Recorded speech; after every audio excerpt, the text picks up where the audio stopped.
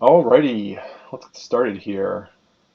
Um, Side note, I really need to check. When I start these things, the stream lags, and I always wonder when I hit start stream, does it start streaming at the point that I'm seeing the stream in the window, or the point at which I'm streaming from? So I should probably figure that out at some point.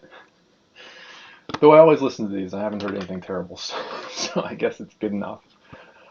Um, okay, let's see. So last week, I think I spent the first like 15 minutes on various forms of news in the Arweave and closure space. I don't think I have any of that this week. So we can probably just dive in here. Let's see. If you were there last week and you recall, the place we left off was we were loading transactions successfully, transactions documents, um, had run some queries. I don't think, yeah, I'm pretty sure we were not loading tags yet. And I've done a bunch of things since then. I did a bunch of code cleanup. So the first thing I'm going to do is just go over what I've done since last time. Normally I don't work quite as much on this between streams. It's mostly a streaming activity, but this time there was enough momentum, and I was close enough to a few things I did. So, um, okay, so a few things. Let's see. I should go back to. I should have gotten this up beforehand. I'm going to go back to last week's stream. Oh yeah, I've subscribed to so many things on my personal YouTube channel. I don't have this, but man, it's like you get a lot of garbage when uh, you have like an uncurated or unmanaged YouTube. Um, anyway, let me go back to this. Comments? No comments. What do I want here? I'm not super good at navigating my own channel yet. I want the chat.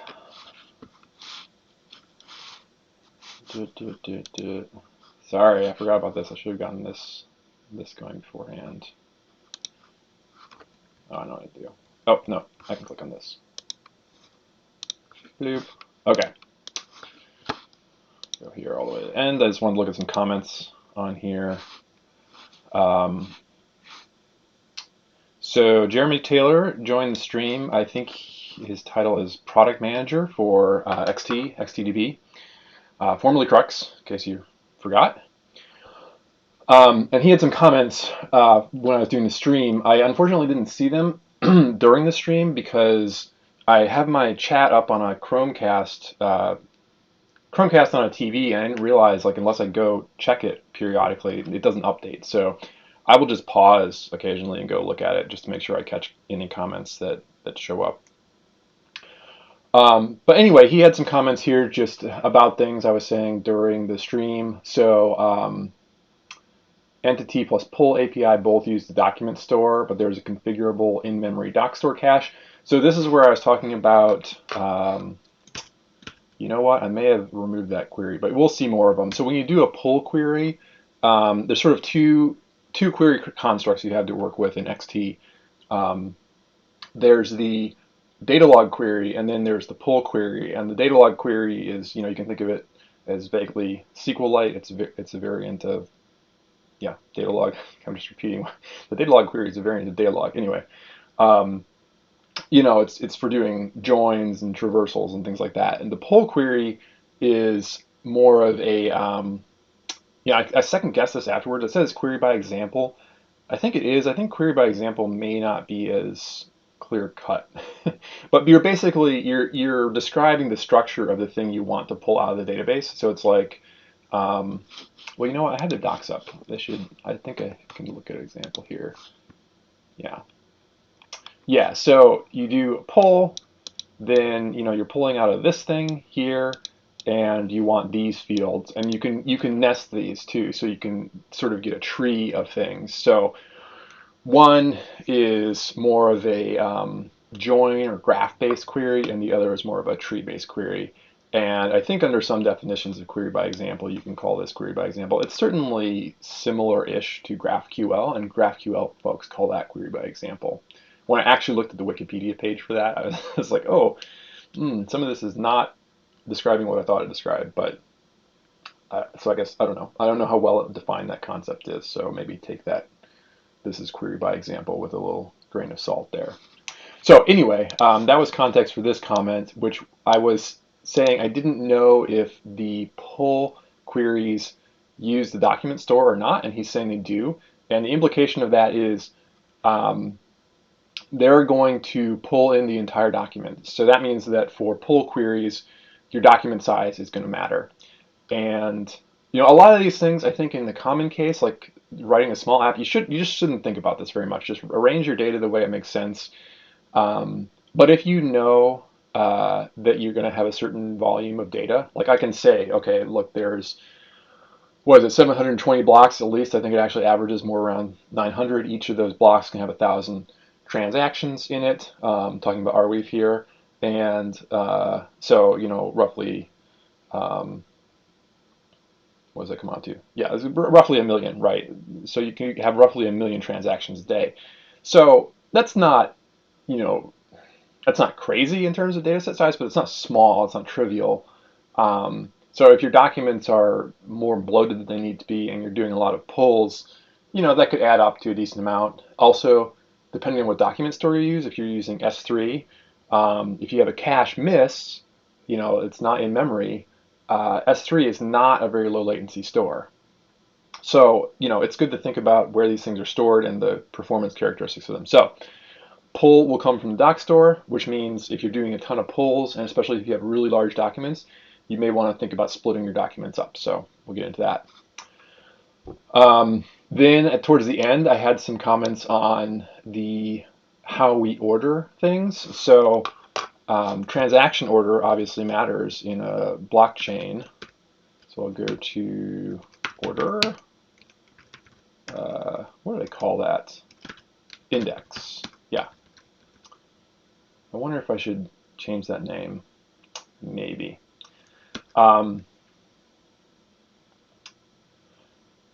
So yeah, I need to somehow record the order of transactions. And I said there's a couple ways you could do that. You could have a reference to the previous transaction. You could have an index, or yeah, you could have a literal index into an array. So the first transaction in the block would be transaction index 0 and so forth. 1, 2, 3, 4. Or you could store an array. I actually didn't. I did not check whether Crux flattens and indexes the arrays. I should have checked that. But I think the general thought is that actually storing the index here is probably the way to go for most cases. So top level vector ordering isn't indexed. Vector value ordering isn't indexed, which doesn't actually say if the values are indexed. Let me keep reading though. But you can use the entity API to find out the ordering. Yeah. Essentially, you can use the entity API inside a query. Oh, that's interesting. I hadn't thought about that. But that's going to, again, hit the document store, and that's not a super efficient thing to do. The numeric TX block index suggestion will get stored in stored order in the KV index store and is therefore usually the best for ad hoc queries, which is kind of the conclusion I was coming to as well. So this reinforces that.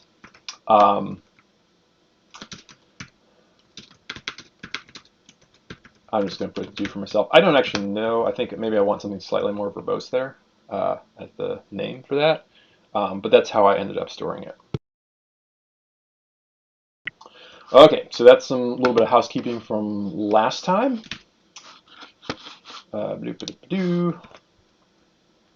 Okay, so what have I done since then? Okay, so I did get the ordering in. You'll also see I had talked about not doing this, but I actually ended up deciding that in addition to storing the transaction document and the block document, I want to have these transaction adders, attributes. Attributes is kind of a lot to type, so I call it adders. And these are just documents that store all the things that we want to query on that I can think of right now. I should put here to remove, maybe. Again, this is all subject to change as I figure out exactly how XT works and how it works well or not for my use cases. But the thought here is, especially with blocks, there's a big chunk of data in blocks which I do want to store. But if I'm doing a pull on a block, I certainly don't want to be pulling out a 256 kilobyte chunk of data every time I'm doing a pull. So block, that definitely makes sense. Transactions, I think you could argue that it makes less sense with transactions, but I think there can be decently large data chunks returned from Arweave for transactions too. I mean, typically when you get data out of Arweave, you're actually pulling it from the chunk API, which is kind of a different thing, or at least you're not. I don't think you're usually pulling it from just retrieving the transaction. There would be another request you send. But there's some fields in the transactions where data can show up. I'm not 100% sure all the cases, and so I think some of those transactions might end up being kind of large too when you retrieve them. So I wanted to have a separate document where I have a little more control over the size of the document, so that when I do pulls, they're not pulling back tons of data. So that's why we have these. Another thing I figured out, and yeah, checking comments here. Another thing I figured out is I had been doing, oh yeah, I rearranged my namespaces a little bit too, so probably doesn't matter too much to you watching the video because I just jumped things, but so I had been doing some conversion to binary to try to reduce the document size. I still think that's a good idea from that perspective, but I realized, oh, the binary arrays, the byte arrays in Java are a real pain to deal with because, and I knew this, I just had sort of forgotten about the nuance here. The default way that you compare them is by reference. So if you have two byte arrays with identical data, they're actually not equal. And that seems to bubble up into how Crux works in some cases. So if you have fields where, say, you want to do a distinct on them, you know what? Maybe we can see that. I bet we can. Let's do that. What's the best way? So let me go back to. I'll just finish my thought though. So basically, yeah, if you have fields where like you're doing a distinct, I think all the byte arrays end up being distinct, even if they contain the same data. So what I did is decided to just, okay, I'll take the, around 30% hit on size and just store things as base64 URL encoded strings. The only exception I've made to that, I may find some others, like I think there's data fields and transactions. I may do the same thing with them. I haven't yet, although I'll make it to do for myself. To B64U decoded. The one exception I made here is in the block where you store the chunk. I can't really think of a reason. I mean, these should almost always be unique anyway, and I'm just storing them so that I can retrieve them, not so that I can do any kind of comparison. That case, I did decode it because it's 256 kilobytes, and so that's actually going to dominate the size of the blocks. So 30% hit in size, and that is non-trivial. Everything else, it's like, yeah, I mean, I'm going to take a little bit of hit, but probably not that big a deal. Probably not that big a deal, except maybe for this. I should see how often this is used. I think this is basically legacy at this point, but earlier in the chain, maybe this comes up more. Anyway, I'll look into that. So yeah, I'm storing everything as strings now. That makes comparisons easy. A little easier to work with too, to be honest. So I think that's probably worth it. The nice thing about my initial plan is to only index layer 1. So there's really a fixed limit on how many blocks and transactions I'm going to end up having in the database. Okay. Let's see. Do I have a nope? No REPL yet. Let me start my REPL. I can show you what I mean, hopefully, here with the binary. Okay, so tag.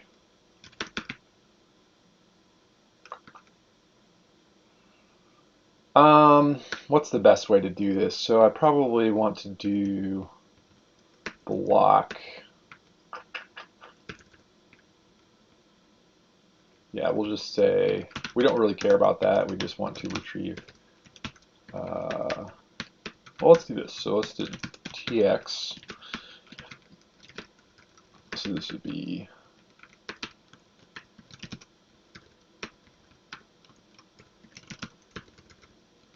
actually first. Let's do this. Okay.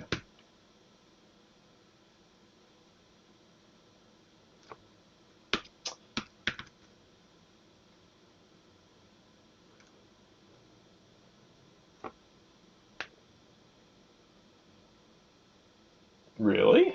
Arweave block tx? Oh, it's because it goes the other way. It's tx block, right? They're sort of back references to the. This would be. Ah.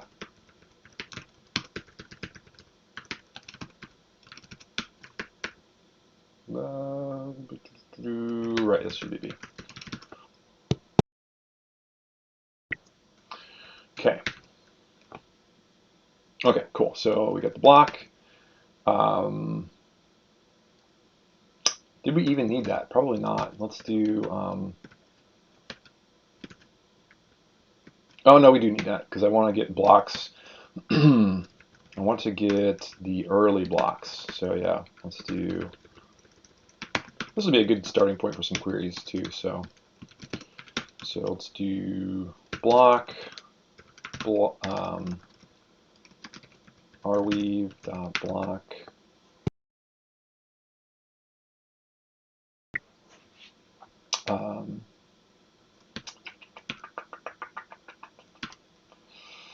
Height is what I want to get out of there.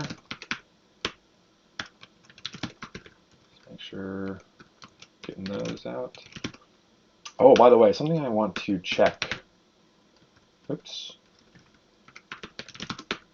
I think, let me do this. I think that XT lets you just remove, oh, I didn't mention too, I did all the crux to XT conversion.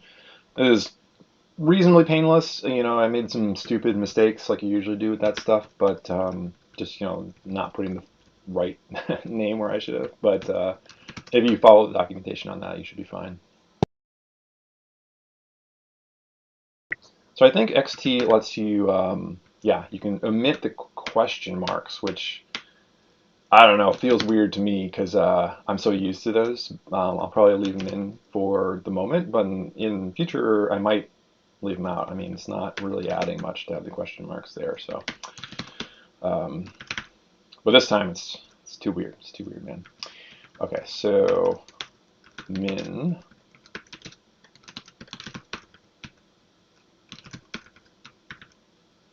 Okay, 756,980.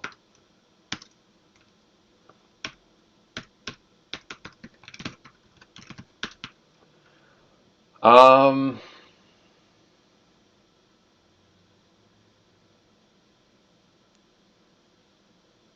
you know what? Let's sort it because I think those early ones are not going to have any. I want to retrieve some tags. I'm pretty sure the early ones are not going to have tags. So let's do. I know Crux has it ordering.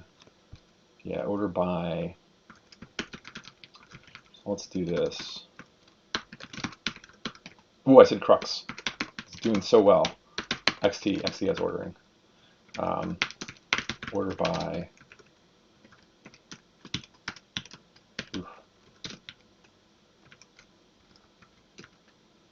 H descending.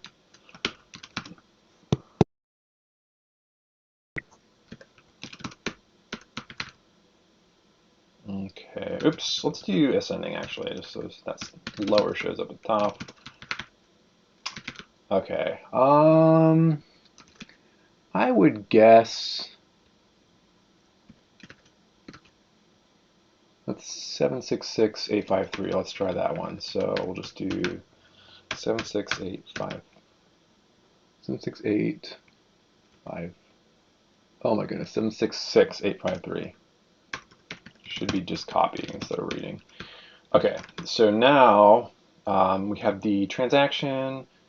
Okay, so we should be able to do, and I will show how the tags are set up in a minute, but let's call this TX to avoid confusion. So this will be the T, our, the tag will be T, Arweave tag. Is that what I called that? No, it's TX tag, that's right. That's why it's not completing. TX.tag.name.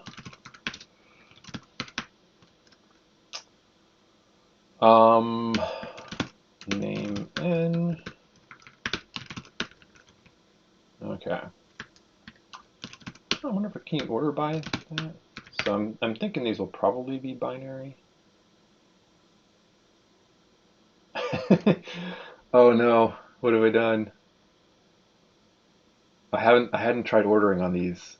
I wonder if it's doing some heinous like yeah, okay, yeah.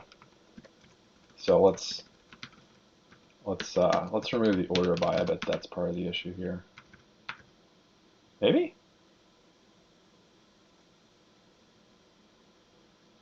Maybe not. I wonder what it's complaining about.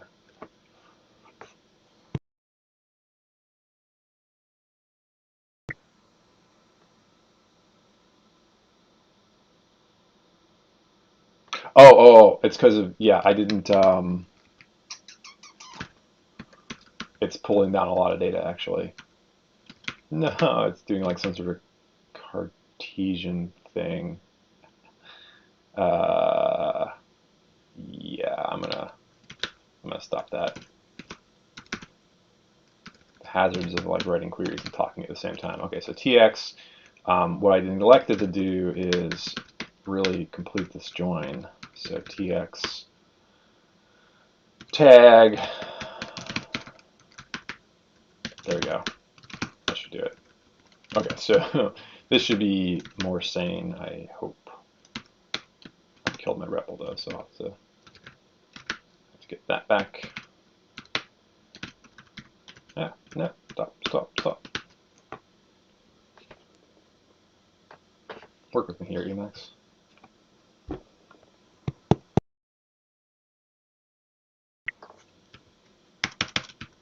Oof, okay, there we go, got it.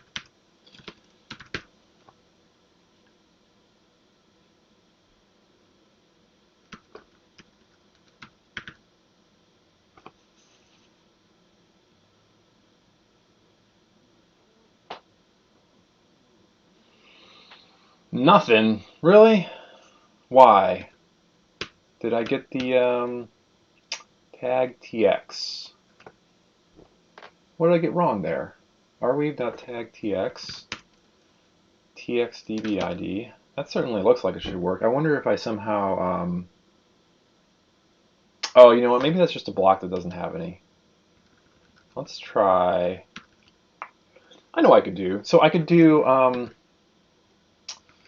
let's remove this and just get the block out of here. Let's see what this does. So I assume we have a distinct we can use. Oh, it's this, yeah, it's a set, so it should always be distinct, I think. Yeah. Which is actually the first place I noticed, like, oh yeah, the arrays are not doing what I expect because I wasn't getting distinct results out of the set. So TX, that should work. So let's see. No, let's get the heights. Let's get the distinct heights. That'd be better. So this will be interesting. I wonder how quickly that will execute. Not bad, not bad.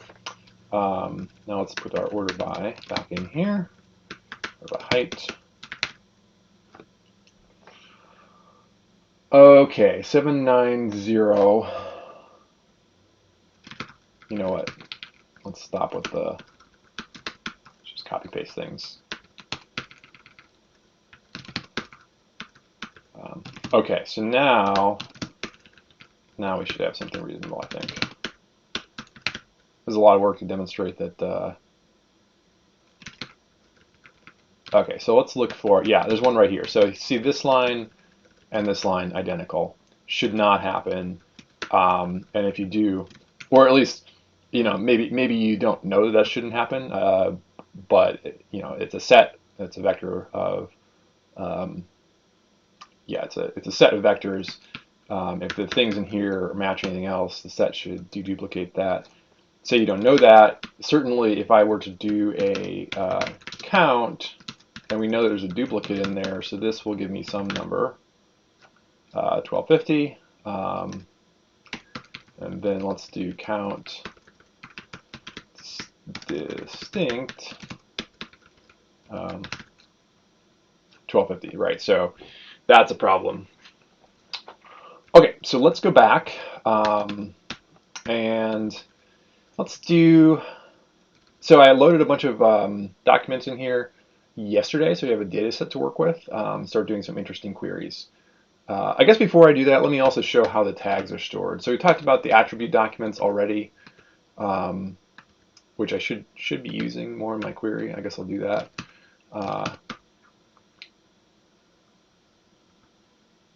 But yeah, that's easy to change. So anyway, how are tags stored? So there's a little bit of detail here that's probably worth going into.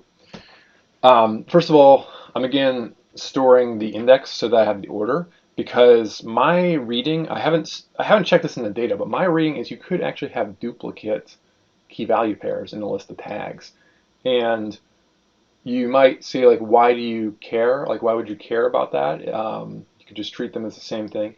But if you're doing smart contract evaluation, which I haven't really got into a lot, but the way smart contracts work on Arweave is basically they're evaluated locally, and it's a lazy evaluation of a sequence of transactions on the chain, and they use the tags. So it could matter for smart contracts if you deduplicate them. So I don't absolutely know that that's the way Arweave is handling the data. I tried to look a little bit, but didn't quite get to the bottom of it. But I don't see any reason they can't have duplicates, because they're just stored as key value pairs in an array. So I think you could potentially have duplicates, and the order might matter too. So trying to preserve all that, and then you just store the name and value. So basically this is like a document that represents a join between transactions, name, and value. And we construct the ID. I have a really sort of gross and hackish. Just don't look at this code. It needs to be cleaned up. It's really hacked together. But I'm creating an ID for that document that is a hash of the transaction, the index, and the tag name value pair. And Jeremy Taylor had mentioned that you could, yeah, there's a little tweet back and forth about this, that you could store it as a map. I don't want to do that.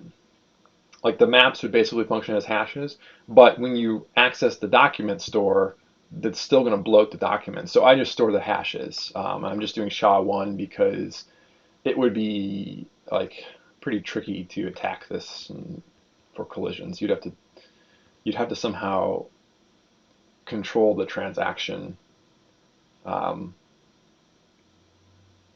Yeah, like the ordering of the tag. It would be difficult.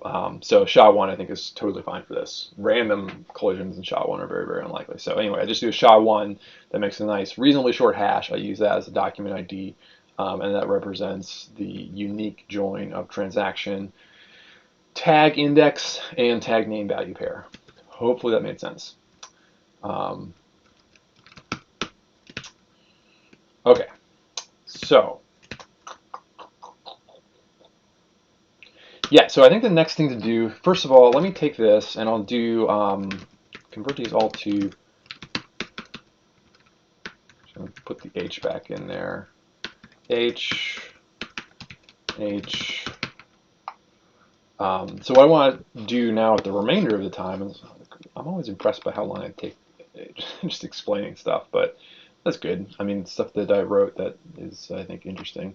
So the remainder of the time, what I want to do is, this is the Arweave GraphQL API when you're writing applications on top of Arweave. If you don't do some sort of custom indexing and you sort of just want to use the default out-of-the-box stuff, this is what you're using. And I want to go in here and just try to replicate the structure of some of these and see what it looks like.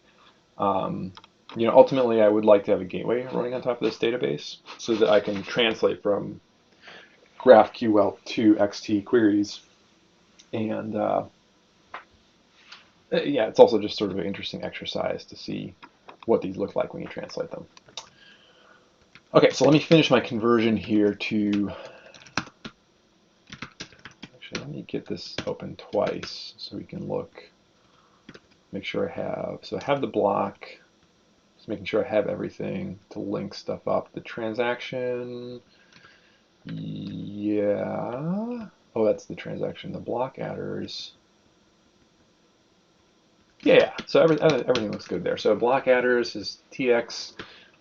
Tags, there's no separate attribute documents because there's nothing to strip out there. We're just already storing the minimal amount. So that should work. Let's see what we get there.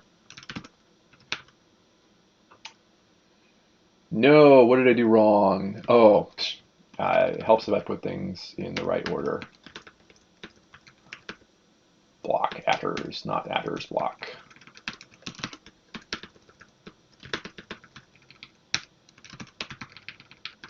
Okay. No. Now what? Arweave TX atters block. Does any of this work? Oh, if I do this, I'll just get the TX out of here. No. What am I doing wrong? Do I have some stupid typo in here? I mean, if I have to fall back to the blocks and the transactions, that's not the end of the world. Arweave TX atters block ID. Let's grab oh,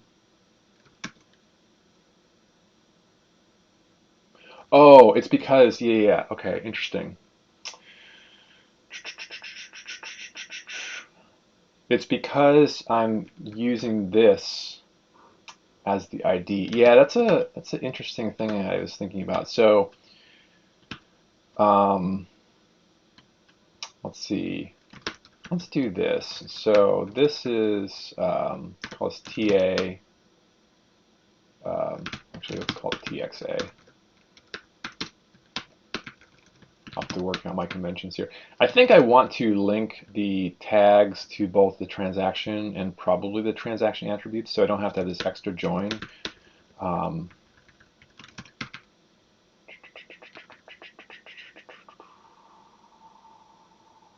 no, I do want that. Adders. So this would also be TXA, and then this would be TX, and this would be TX. So this should give me something. Hopefully, yes, cool.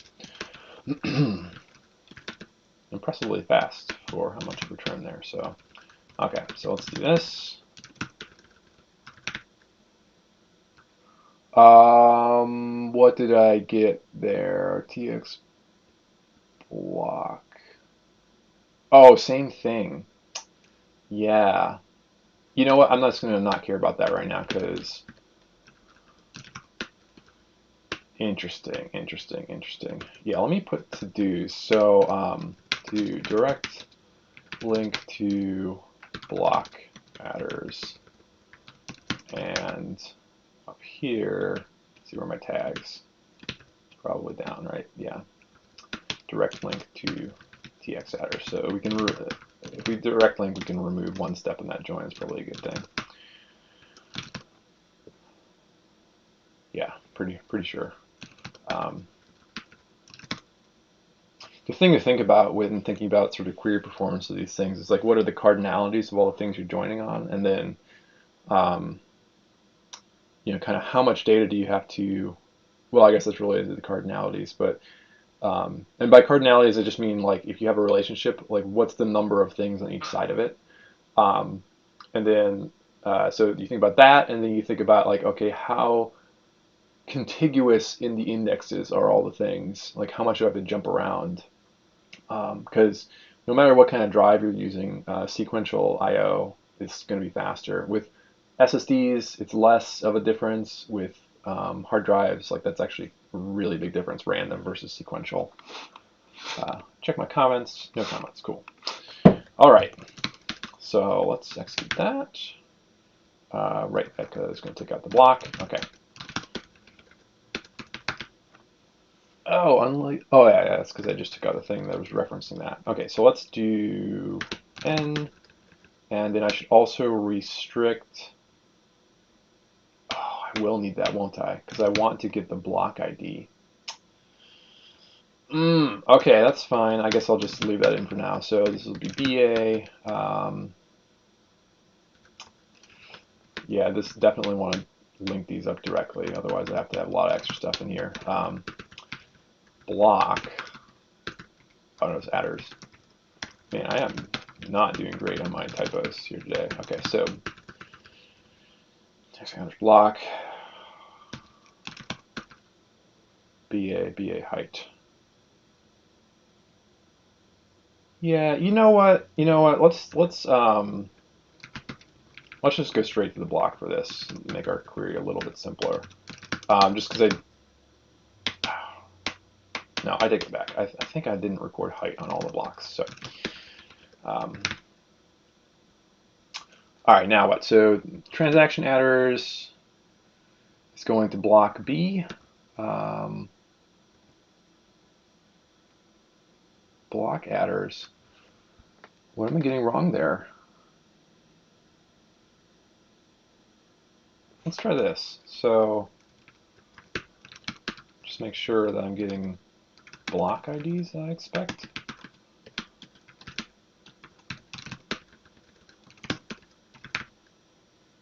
Yeah, certainly getting block IDs.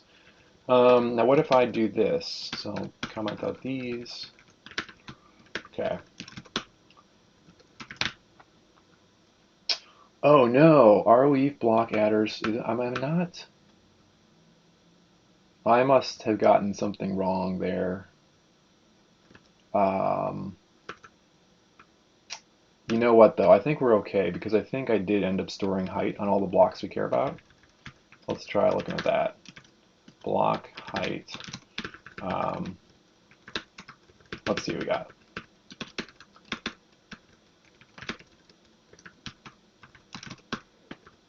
It could be that my query was wrong. Let's do check that this is working. It's maybe, oops, not that one.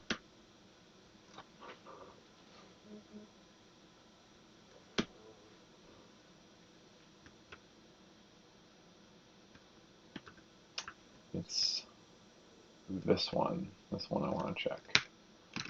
Okay. Could just be I got something stupid wrong in the query, but if this works, it's not worth digging into that. Ah, it looks promising. It's taking long. Oh, it's no, it's because I'm doing some sort of Cartesian thing there. Let me kill that. Yep. I should be doing this. I bet there's a limit I can put on the query. Limit.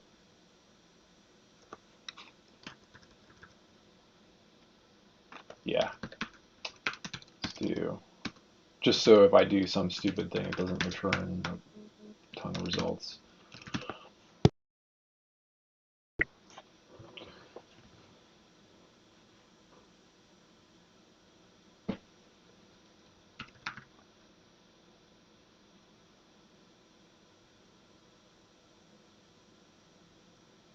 Oops.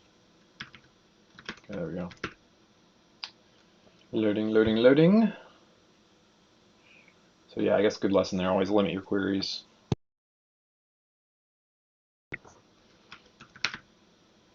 Okay, cool. So yeah, definitely getting blocks. Yeah.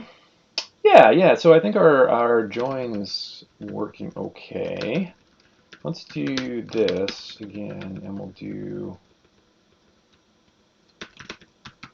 order by height descending.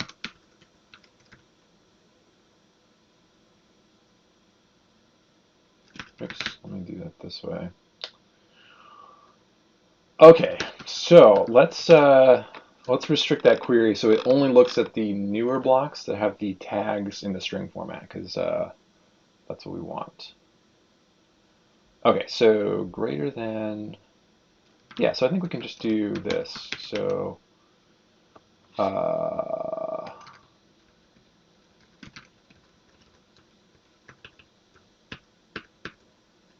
That's interesting. I would have thought, oh, it's because of the limit, I bet. Yeah, let's try this. The limit, oh, interesting. I don't fully understand why I'm getting why am I getting, oh, it's the order by. Yeah, okay. So that gives me a set. Interesting, interesting.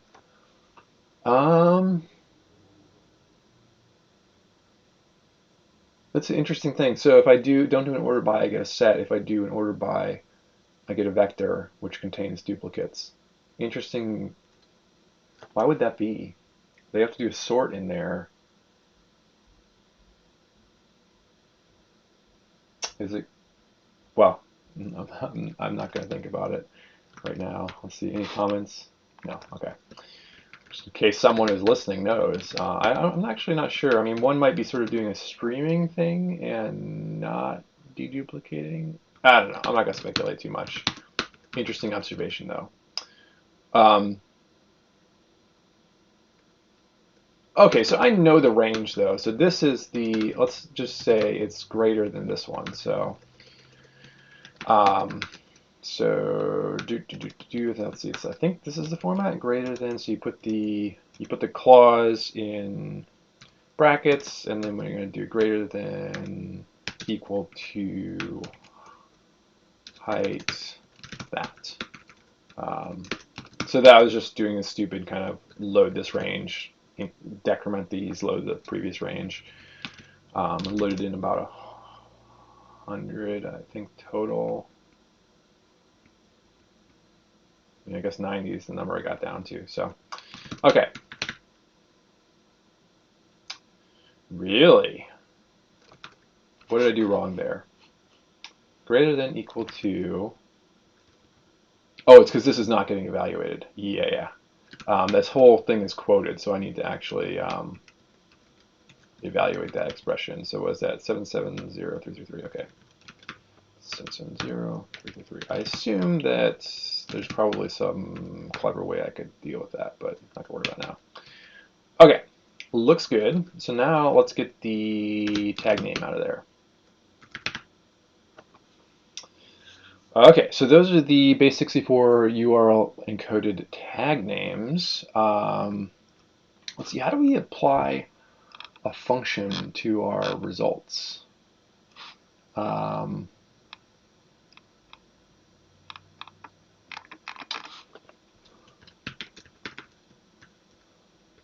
Custom functions. Any advanced queries? I don't want to do predicates, actually. I want to do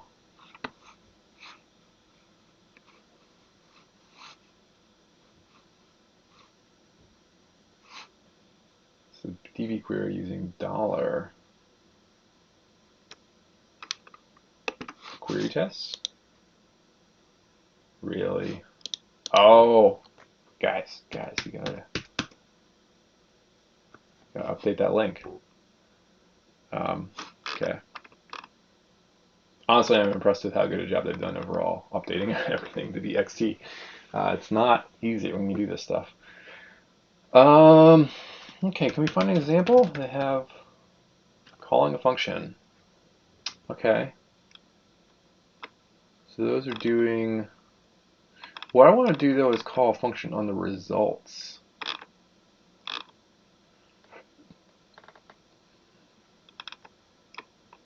I guess it's a good reference to know about though.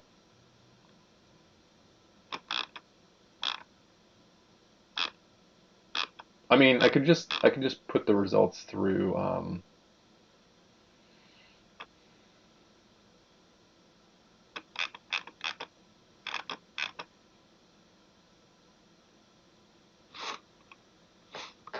yeah, we'll just do this. So turn this into a pipey thing, or thready thing, I should say. Thread first, I think. So, dude.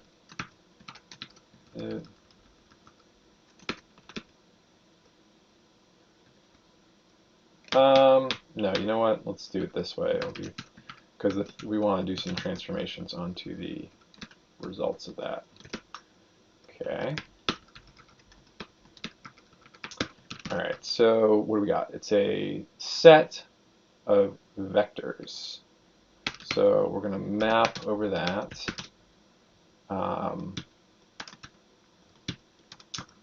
And we want to pull out the first thing and util, index or util. So we want to do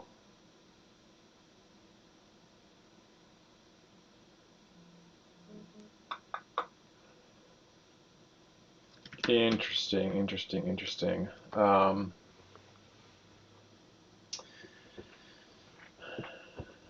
Well, let's just check this first. So this would be util b64u bytes, and then we'll want to convert that into a string. I'll have to look that up. Yeah, I'm gonna pass up to that. Util. Do I not have util in here? I guess not. I guess I only need that in. Interesting. I guess I only need that in the schema right now. So, okay. Okay. Let's run that. Okay. So that worked. Now, can I just do? Is there Well, I'll look it up. Java string. I just want to take a byte array.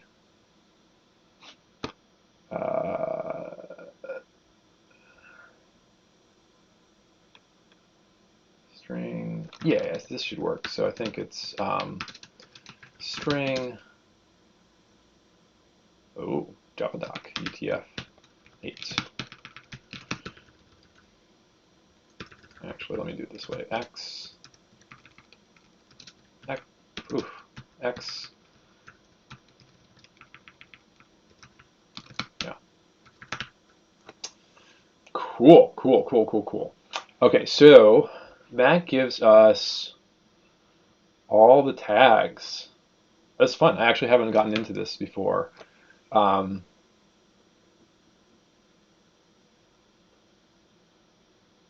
Really interesting. Yeah, this is going to be a fun database to play with once I have more data loaded in it.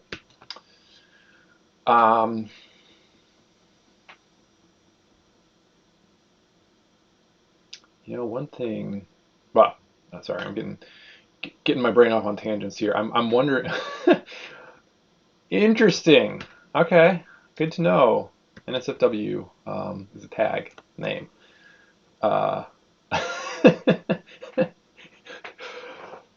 Maybe not in a stream. I'm gonna look through and see what those are tagged on. And yeah, I'm like, why would you? I don't know. Is that like people storing things just that are not safe for work, but they want people to know that they're not safe for work, and then I don't know. So many questions. Okay. So anyway, let's do this. So I want to take. Let's kind of do the reverse of this. So let's take this, and we'll say RFS. Clearly, I'm going to need some utility functions to do this stuff, but so let's go to bytes. No. First, we need to string decode that. So yeah, can you just get bytes out of a string? I think you can do what? Is it get bytes string character set? Yeah, so do like get bytes UTF-8, and then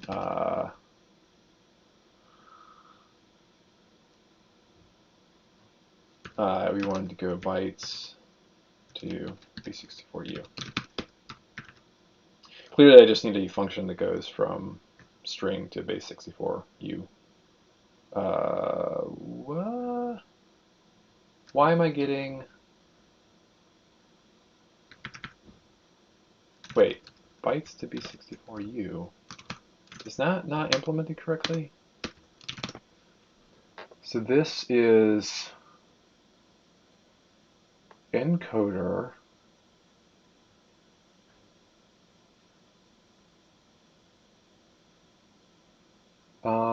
Oh, I guess I have to go back to string again.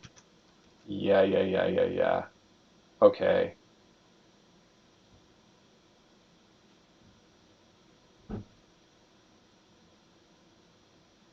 Do I have these implemented in the right way? So this is going to take B64U. No, that's right. It's going to take B64U string. Yeah, and so this one should have probably yeah, string dot. Yeah, I'll do this. So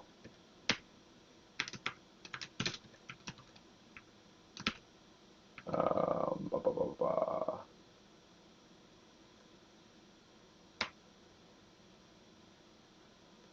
Yeah, fine. I don't know if I actually want to do that as a thread, but whatever.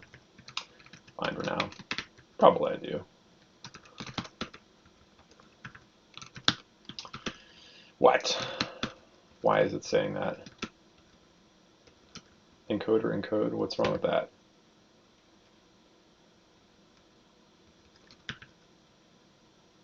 Oh, must have been. I'm not sure what happened there. Okay, I think it's fine now. Okay, let's go back here. And now, if we evaluate this, we should get a string out. Except, yeah, good to check this stuff. So I don't want any padding. Which, how do you do that? That's encoder, do to encoder dot. Oh, I got a base 64 URL. Java. Oh, come on, I want the Java doc. Why is it? What's the method name? Padding? Oh, I just did this. Where did I do this? I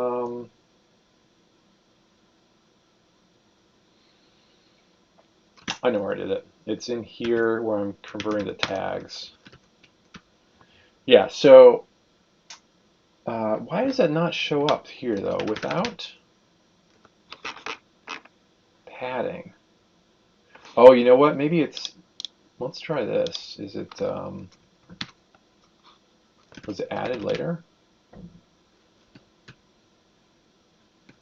Open JDK 11 base 64.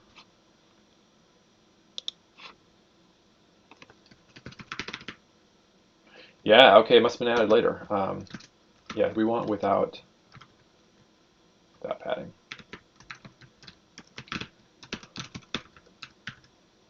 Okay, now, that's good. Finding out lots of interesting details here. Okay, so let's try this again. Really? Didn't I say without padding? Why is it giving me padding still? Due to without padding. Oh, it's because I guess it's not. I guess I don't want the due to. I just want without padding. I thought it was side effecty, but I think it's actually returning a new one. Okay. Yes, there we go. Yeah, and let's just to check that. So this is. Let's paste this over here. So let's do.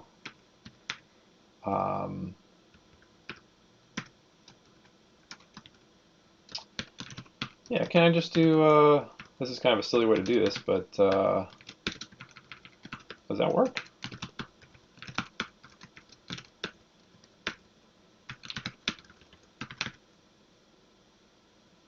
Yeah, okay, cool. So it is just kind of checking the plug there, so to speak, so just make sure we're round tripping in a way that matches.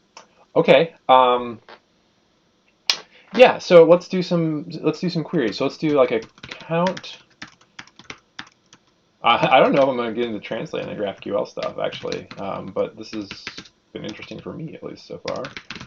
I should try to tackle at least one of those queries. Let's do this. So it's count distinct tx. So yeah, this is going to show us the distinct count of RFS. Yeah, transactions that are tagged with RFS would be the thing that's going to show us, right? Oops. Except this is not what I want for that query. There we go. 52. Out of how many?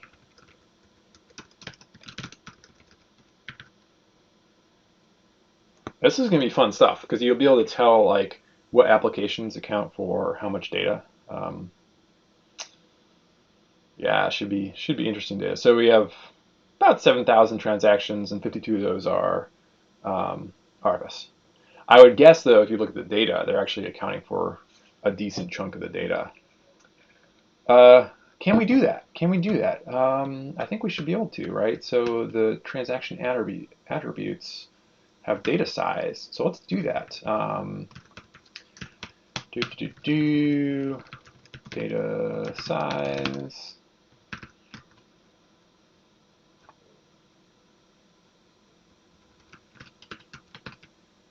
Yeah, so we are already to the point where this database, I mean, clearly I have to populate it with more data, but this is going to be, you know, good for my analytics use case for monitoring the pool transactions.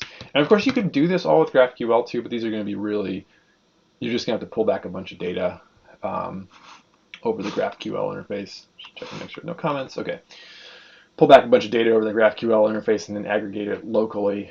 This can be way more efficient, and then we can do lots of other fun things with the data too.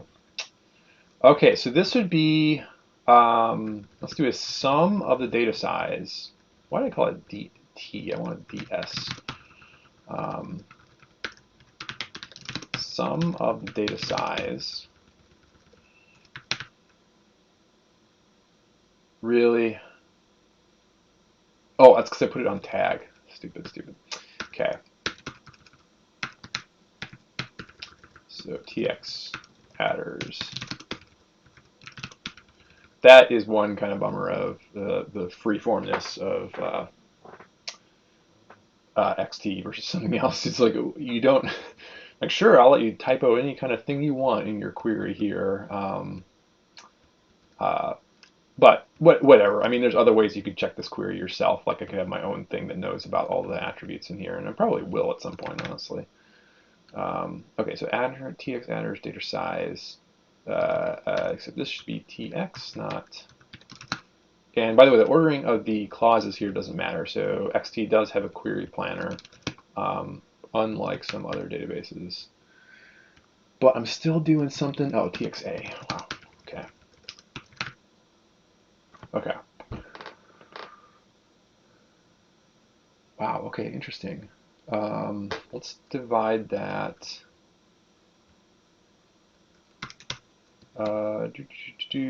So we're threading. Just thinking about this. Let's change this to a thread first, and then we'll do. I'm also sure there's a better way to do this, but we'll just do first. First,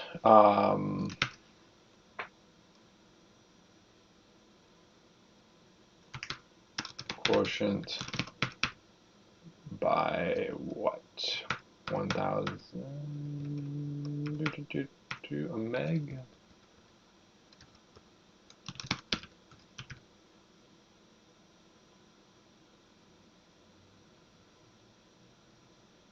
That can't be right, can it? Data size?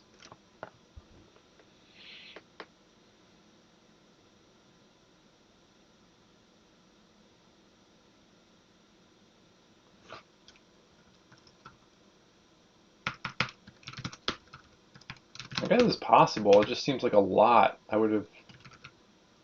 That's implying. Is that right? That would be a gig.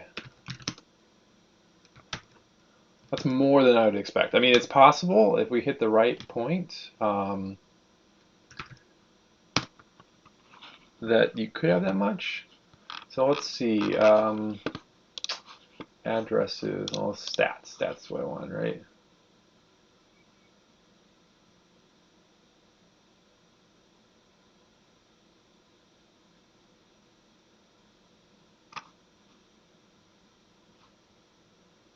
Possible but unlikely. So something interesting might be going on with data size there. See, that would have been, when did I load that data? It's not Thursday. It's probably Wednesday, I think. No, so it's possible. It's possible. It could be that I just hit a time when people are uploading a lot. It still strikes me as more than I would have expected. Let's do this. So let's take TX. Oops. Let's do TX and then just do DS. So that will give us the data size for each transaction. I don't know. Those individual sizes actually look quite normal to me. So maybe that's real.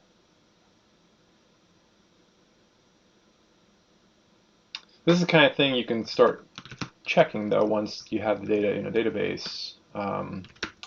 Let's do so order by DS. I know there have been some extremely large transactions, so it could recently. So it could just be. Oof.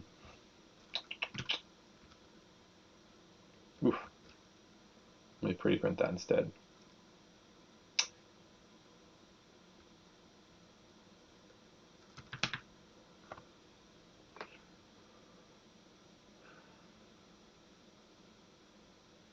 Ooh, I wonder if what's happening is I'm getting duplicates.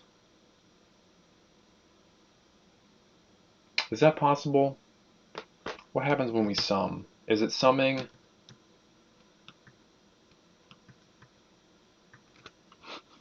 What's it really doing? Is it summing the unique values? What would SQL do in that case?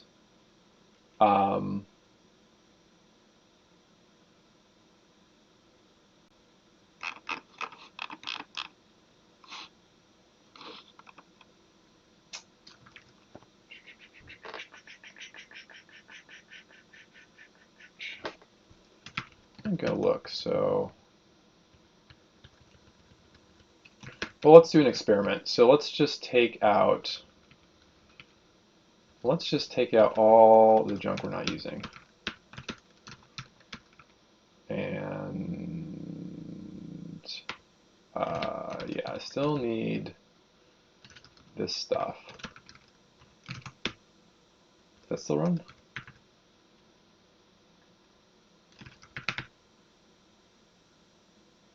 So yes. Okay, so now let's do a sum of the data size. Sum.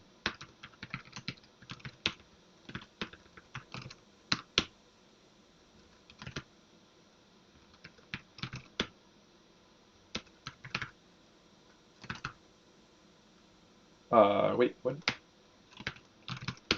What's it complaining about there? Order requires an element. Oof. Right. Okay.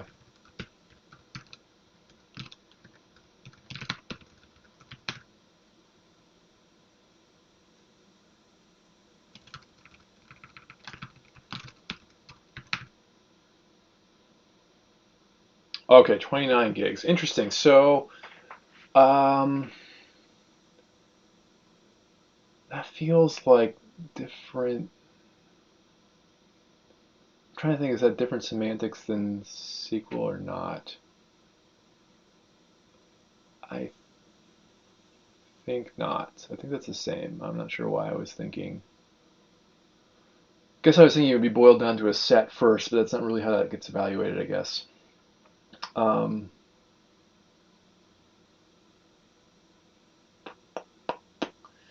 yeah, so what we would really want to do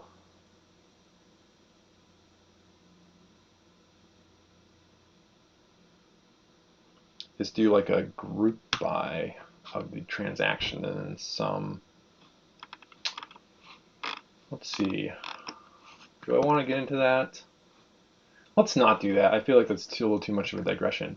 So anyway, interesting. Start to do some really interesting queries.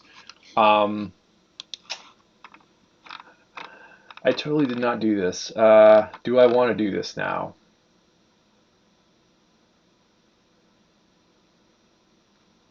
I think I might save it. I think I might prep a little bit more for this one. Um,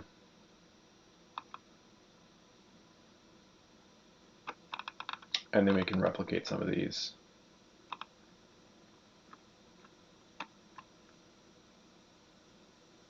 I might be able to get more data loaded into and have some things cleaned up a little more. So yeah, I totally did not get to the thing I was planning on doing, but I do think we ran some interesting queries. Hopefully that's been interesting for anyone who's joined in. Let me think, is there anything else? So we've gone about an hour now. Is there anything else I want to get into before I wrap this up? You know what? Let's look at, yeah, let's do a little bit of, a little bit more querying because I think it's fun. Just doing some ad hoc queries here. So we'll go back to our pipe last so we can get the string values out. One thing I want to figure out for next time, which will probably make the experimentation better, is supposed to remind myself to figure out functions in queries. Because what I want to do is be able to put in a string like this directly into the query and have some function that's translating. I think that's doable. But I do not know how to do it right now, so hopefully I have that figured out for next time. Custom functions. Yeah, I'll do that offline. It's not interesting right now. So let's do this. So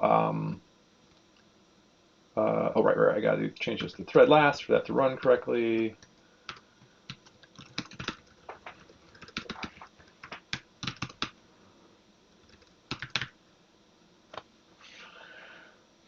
Okay, cool. So now I would be interested in getting a count of what are all the aggregates I have anyway? Aggregates. Well, you can do custom aggregates. That's fun. So you can do samples. You can do random. Yeah, fun.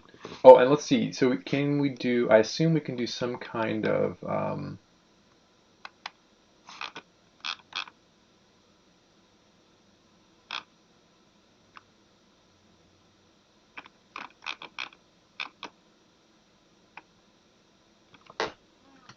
grouping. How do we do? Oh, there's always an implicit grouping across aggregates due to Haxi lazily returning result set. So if I wanted to do, will it just do a group by-ish thing automatically? So if I were to do count distinct tx, would that work? That'd be cool. What I'm trying to do here is the distinct number of transactions for each.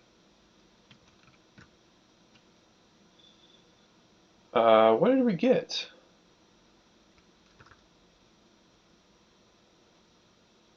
Oh, it's because of this, right? Yeah. Yeah. So we want to return more than just that. So let's do C, and so let's return like this. Yeah, clearly I need to figure out getting functions in the queries to be a lot nicer than this. Nice. Okay, so if we do, so how does order by work with this? Can I do order by? What if I want to order by the aggregate though?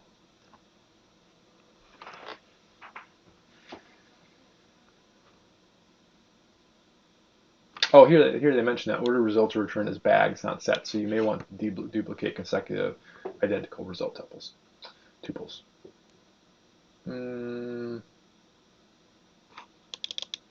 Gotcha. Good to know.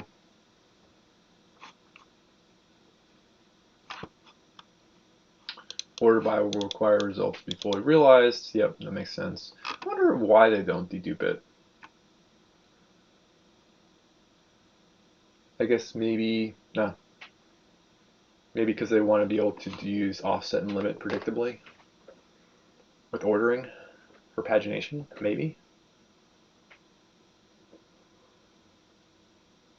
Interesting question. By the way, I was going to do this too. I didn't get to it, but so you have to know Clojure clearly, but the code for XT is all out there. That's pretty reasonable. So like one thing I did was like this is the code to do pull, and right away you can see okay, it's going to be doing fetch docs, which of course I'd have to track this down, but you know, clearly it looks like it's using the document store for doing pulls. And of course, probably want to understand more of the context here.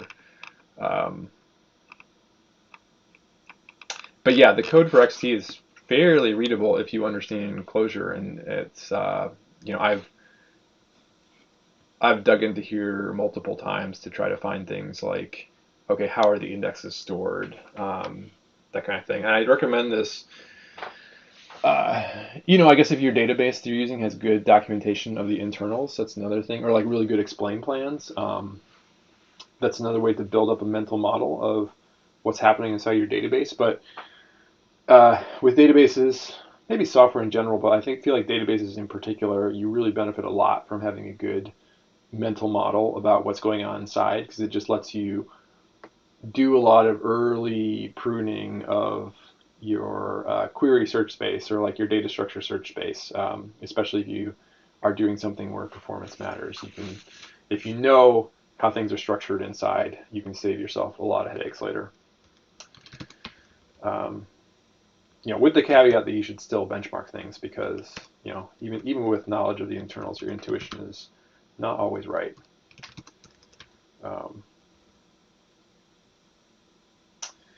Yeah, so I'm curious though, with the order by, can I specify, you know, in SQL I would do like you know, I could name that thing, but I could also just do like order by two, and it would order by the second thing. Is there any equivalent of that?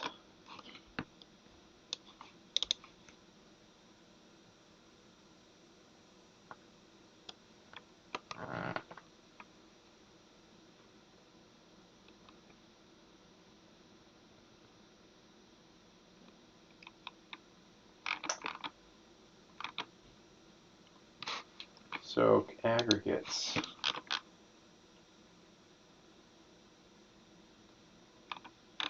I'm not sure. So let's just do, just for the sake of,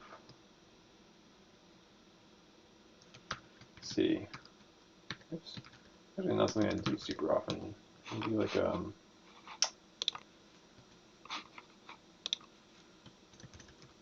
sort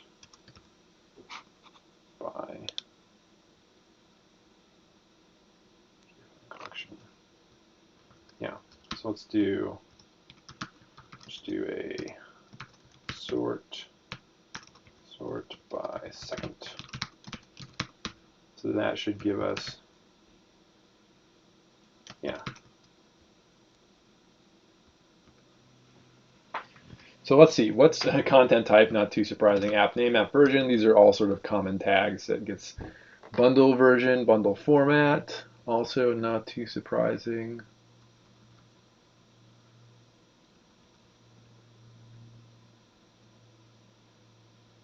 Transaction X, 10 match. Fun. Mint. I wonder what that is. Oh, I think this might be related to NFTs. I think Mint is like an NFT marketplace version. Top ones here are things that are just attached to all kinds of applications. Yeah, fun stuff. Link to transaction, Unix time.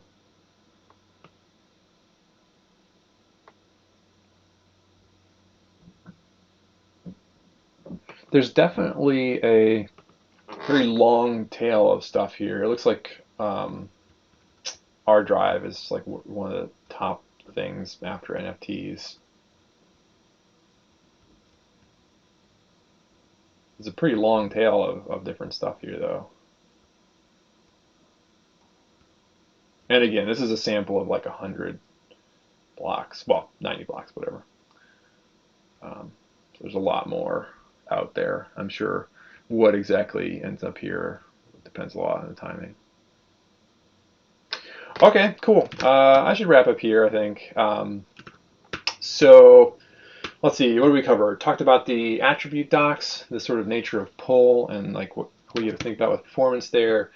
Um, Hashing of the tag IDs, our tag join documents, went through some query examples, learned that we definitely need some helpers for base64 conversion and need to figure out how to put them into the queries. We did not do the thing I thought we were going to do, which was try to duplicate some of these queries. I don't think they'll be very hard to do, uh, but yeah, I'll maybe not make promises about what I'm going to do next time, but um, at some point we will get to this. Honestly, maybe the most interesting way to do this would just be to try to write a like Licinia. I think that's the best closure GraphQL serving thinger out there. Write an implementation that just turns these into queries. That might be more fun, honestly. So maybe we'll just do that. Um, and then instead of like hand translating these, we can programmatically translate these, which is where I want to end up anyway. But so yeah, maybe that'll be another direction. Another thing I was thinking about for upcoming stream is I mentioned going into the bundles. I want to do that, but I think again, like I learn by implementing things, and hopefully that makes for good, interesting stream content too. I think I might just try to implement bundle parsing in Clojure to work through the spec. So that would be another potential upcoming stream. Not really sure what order those will come in. Doing more querying first is probably more in line with things I actually need to focus on. So that will probably come first. Anyway, I'll wrap up here. If you join the stream or I guess watch this later, thanks for joining and talk to you next week.